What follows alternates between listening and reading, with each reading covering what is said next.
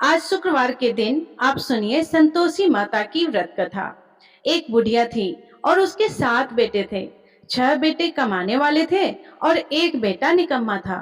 बुढ़िया माँ 6 पुत्रों की रसोई बनाती, भोजन कराती और पीछे से जो कुछ बचता वह 7वें पुत्र को दे देती। परंतु वह बड़ा भोला भाला था, मन में कुछ विचार नहीं करता था। एक दिन वह अपनी बहू से बोला, देखो मेरी माता का मुझ पर कितना प्रेम है। वह बोली, क्यों नहीं, सबका जूठा बचा हुआ तुमको खिलाती है। वह बोला, ऐसा भी हो सकता है क्या? मैं जब तक अपनी आंखों से ना देखूं मान नहीं सकता।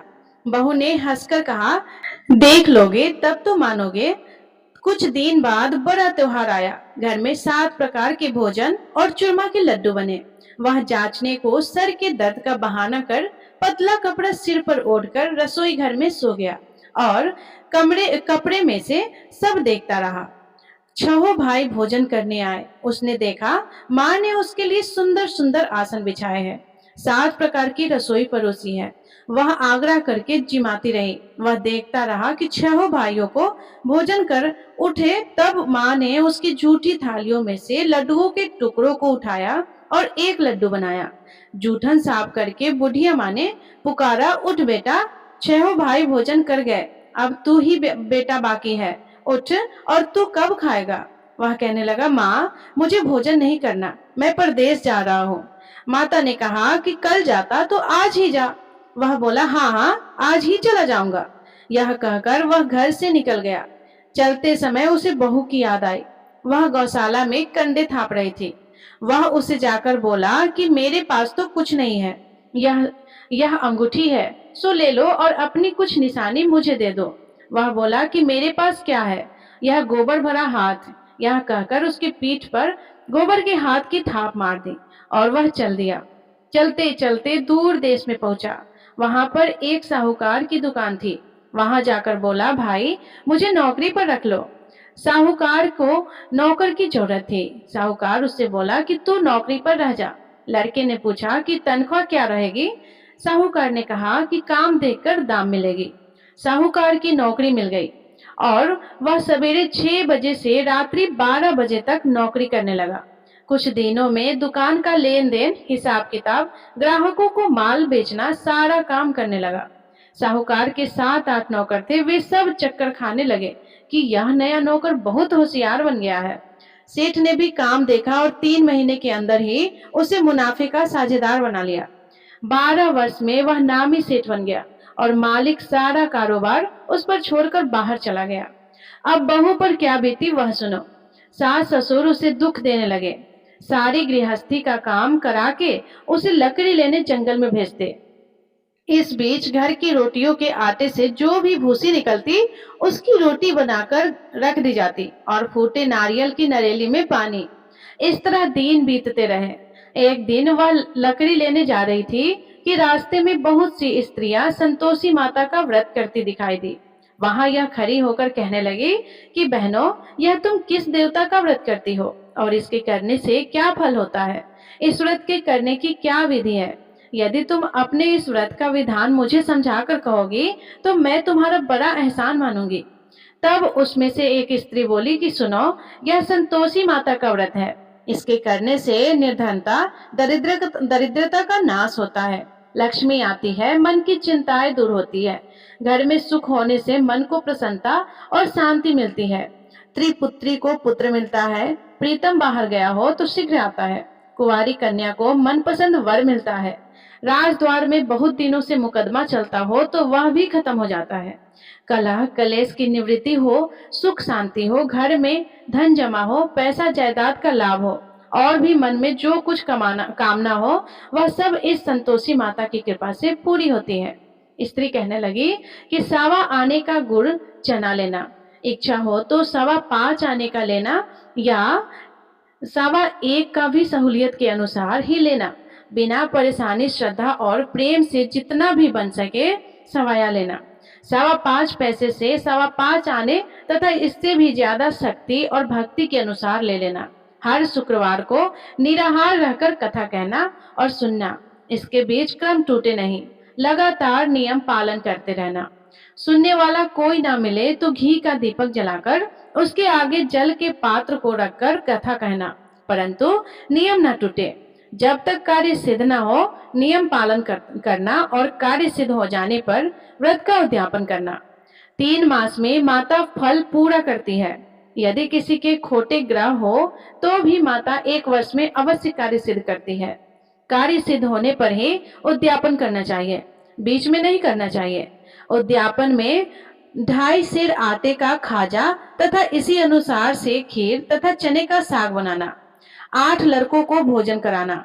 जहां तक मिले देवर, जेठ, भाई, बंधु, कुटुंब के लड़के लेना। ना मिले तो रिश्तेदारों और पड़ोसियों के लड़के बुलाना। उन्हें भोजन कराकर यथाशक्ति दक्षिणा देना और माता का नियम पूरा करना।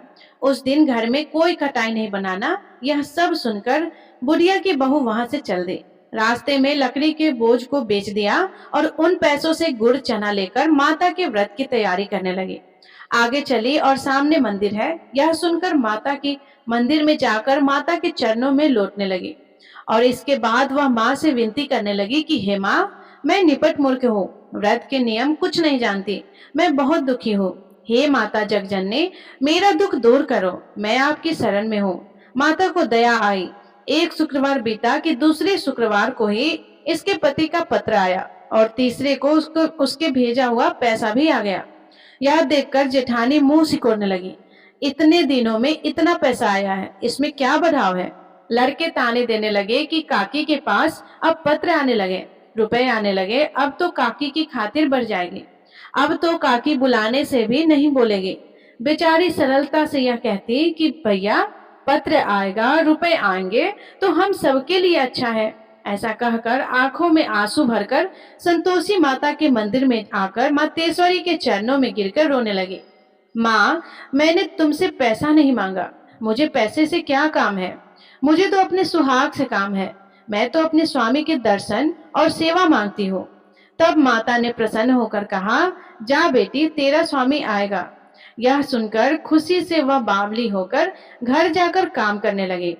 अब संतोषी माँ विचार करने लगी कि इस भोली पुत्री से मैंने कह तो दिया है कि तेरा पति आएगा, पर आएगा कहाँ से।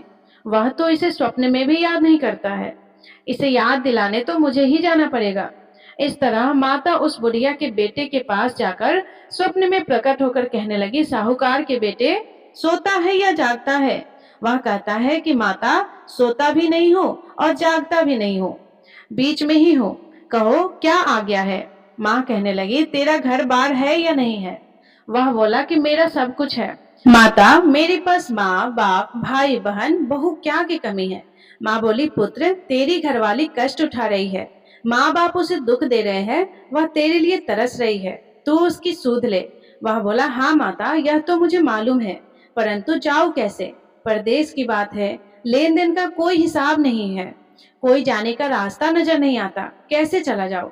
माँ कहने लगी कि मेरी बात मान, सवेरे नहा धोकर संतोषी माता का नाम लेकर घी का दीपक जलाकर दंडवत कर दुकान पर जा बैठना। देखते ही देखते तेरा लेन देन चुक जाएगा, जमा माल बिक जाएगा और साज होते होते धन का ढेर लग जाएगा। अब तो वह सवेरे बहुत जल्दी उठकर मित्र बंधुओं से अपने सपने की बात कहता। वे सब उसकी बात अनसुनी करके खिल्ली उड़ाने लगे। कहीं सपने भी सच होते हैं। एक बूढ़ा बोला कि देख भाई, मेरी बात मान, इस तरह साच झूठ कहने के बदले देवता ने जैसा कहा है वैसा ही करना, तेरा क्या जाता है। अब बूढ़े की बात मानकर वह नहा धोकर संतोषी माता को दंडवत कर घी का दीपक जलाकर दुकान पर जा बैठता है। थोड़ी देर में वह क्या देखता है कि देने वाले रुपये लाए, लेने वाले हिसाब लाए। कोठे में भरे सामानों के खरीदार नगद में सौदा करने लगे। शाम तक धन का ढेर लग गया। मन में माता का नाम लेकर प्रसन्न होकर घर जाने के वास्ते गहना कपड़ा सामान खरीदने लगा। यहाँ के काम से निपट घर को रवाना हुआ। उधर बहू बेचारी जंगल में लकड़ी लेने जाती है। लौटते वक्त माता जी के मंदिर पर विश्राम करती है। वह तो उसका रोज रुकने का स्थान ही था।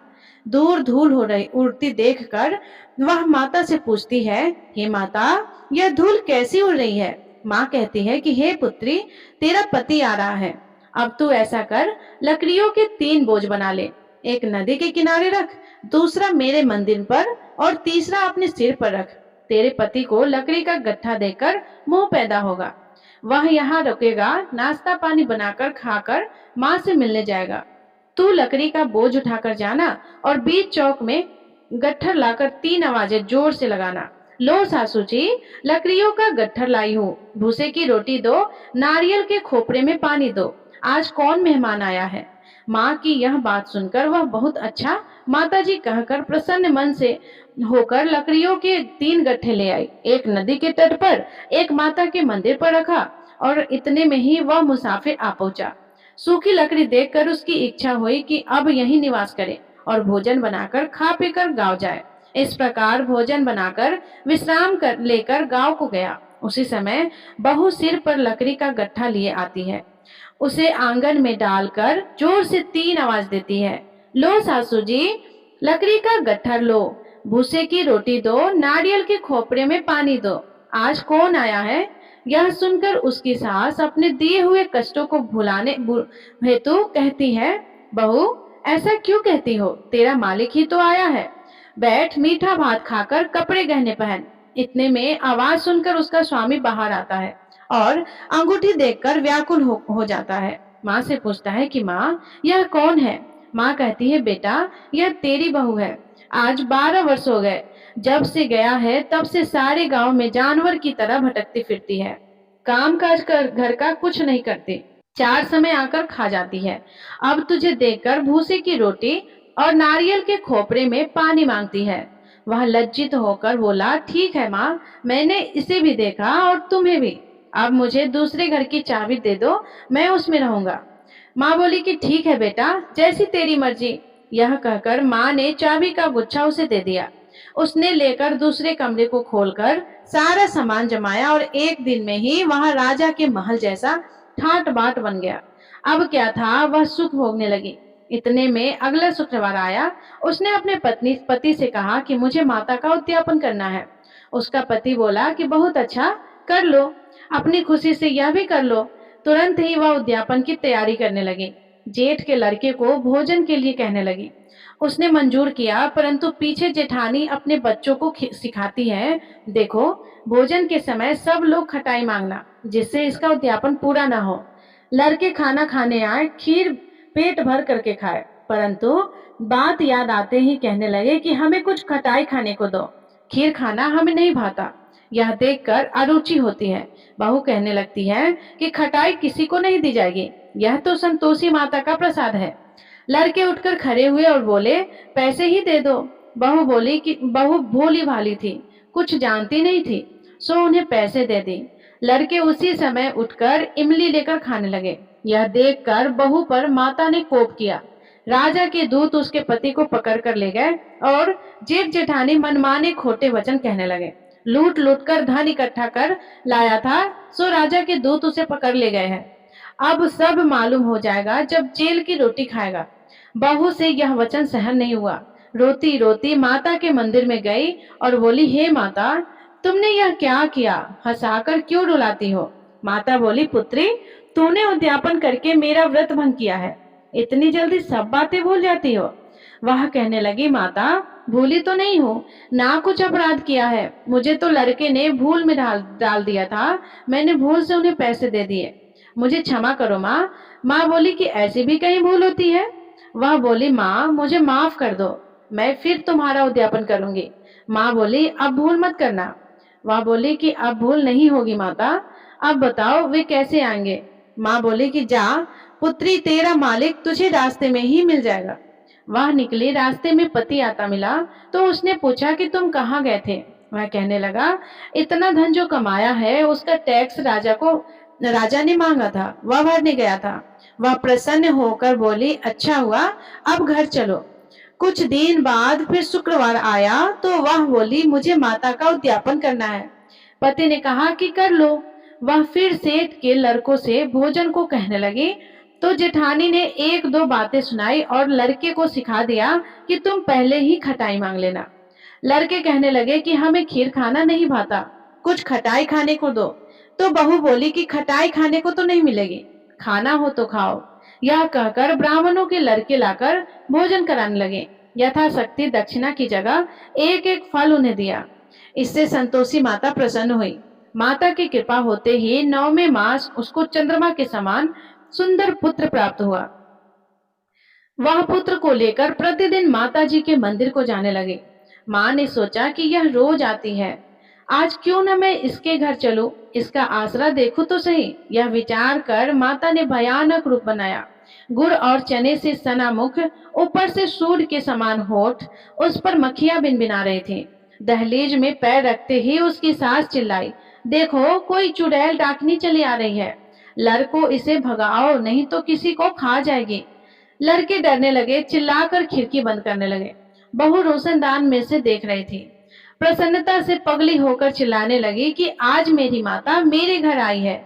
यह कहकर बच्चे को दूध पिलाने से हट जाती है। इतने में सास का क्रोध फूट पड़ा। वह बोली कि इसे देखकर कैसे उतावली हुई हो, जैसे जो बच्चे को पटक दिया है। इतने में माँ के प्रताप से जहां देखो वहां लड़के ही लड़के नजर आने लगे। बहू बोली कि माँ जी, मैं जिन माता का व्रत करती हूँ, यह वह संतोषी माता है। इतना कहकर झट से सारे घर के किवाड़ खोल देती है और सबने माता के चरण पकड़ लिए और विनती कर कहने लगे, हे माता, हम मूर्ख है, अज्ञानी है, तुम्हारे व्रत की विधि हम नहीं जानते। तुम्हारा व्रत भंग करके हमने बहुत बड़ा अपराध किया है। हे माता, बहू को जैसा फल दिया वैसा सबको देना। जो भी यह कथा पढ़ेगा या सुनेगा उसके सभी मनोरथ को पूर्ण करना। प्रेम से बोलिए संतोषी माता की जय। प्रिय श्रोताओं, आइए अब सुनते हैं संतोषी माता की आरती।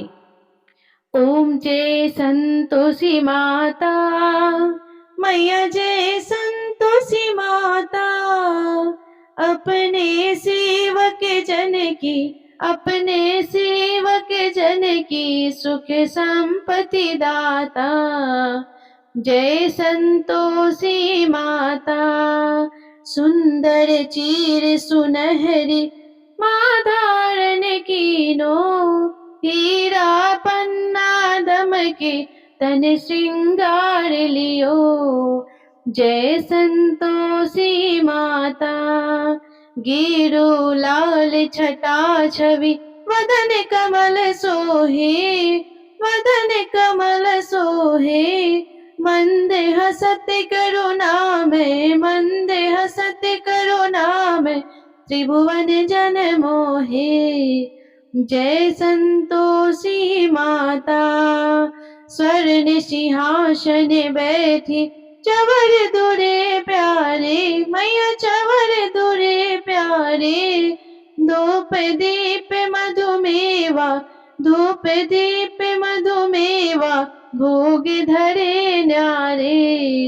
ओम जय संतोषी माता, गुड़ और चना परम प्रिय, माँ संतोष कियो, संतोषी कहलाई, संतोषी कहलाई, भक्तन वैभव दियो। जय संतोषी माता, शुक्रवार प्रिय मानते, आज दिवस सोही, मैया आज दिवस सोही, भक्त मंडली छाई, कथा सुनत मोही। जय संतोषी माता, मंदिर जगमग ज्योति, मंगल ध्वनि छाई, मैया मंगल ध्वनि छाई, विनय करे हम बालक, चरणन सिर नाई। जय संतोषी माता, भक्ति भाव में पूजा अंगीकृत कीजय, मैया अंगीकृत कीजय। जो मन बसे हमारे, जो मन बसे हमारे, इच्छा फल दीजिए। जय संतोषी माता, दुख दरिद्री रोगी संकट मुक्त किए, मैया संकट मुक्त किए। बहु धन्य ध्यान भरे, घर सुख सौभाग्य दिए। जय संतोषी माता, ध्यान धरो जो नर, तेरो मन वांछित फल पायो। पूजा कथा श्रवण कर, पूजा कथा श्रवण कर, घरे आनंद आयो। जय संतोषी माता शरण गहे की लज्जा, रखियो जगदम्बे संकट तू ही निवारी, संकट तू ही निवारी, दयामयी अम्बे। जय संतोषी माता, संतोषी माँ की आरती जो कोई नर गावे, माया जो कोई नर गावे, रिद्धि सिद्धि सुख संपत्ति जी भर कर पावे। जय संतोषी माता, जय संतोषी माता, मैया जय संतोषी माता। अपने सेवक जन की, अपने सेवक जन की सुख संपत्ति दाता। जय संतोषी माता। प्रेम से बोलिए संतोषी माता की जय। प्रिय श्रोताओं, आपको आज की कथा पसंद आए तो वीडियो को लाइक करके चैनल को जरूर सब्सक्राइब करिएगा और कमेंट में जय संतोषी माता अवश्य लिखिएगा। राधे राधे, जय श्री कृष्णा।